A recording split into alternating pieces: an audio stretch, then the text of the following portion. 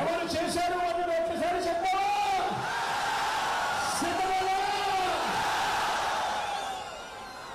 సన్నిధితో మీ బిడ్డ ప్రమాణ స్వీకారం చేసేది, ఆ తర్వాత పౌరమా కొనసాగించేది విశాఖపట్నం నుంచి.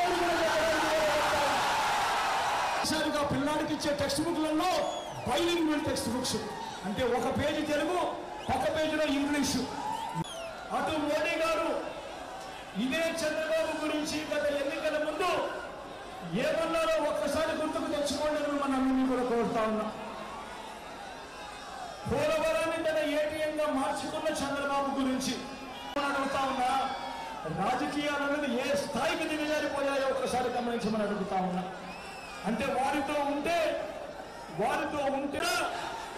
స్టీల్ ప్లాంట్ అమ్మకం ఆపేనా?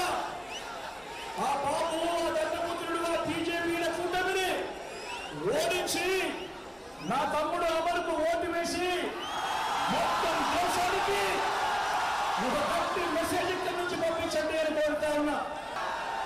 ఇది మీరంతా కూడా చూడాలక్క. అన్న మీరందరి ఒక్కరి ఖచ్చితంగా మాత్రం మీరు ఒక్కసారి ఖచ్చితంగా 7,612 కోట్ల రూపాయలు వ్యవసాయ రుణాల మాఫీ జరిగిందా అని అడుగుతామని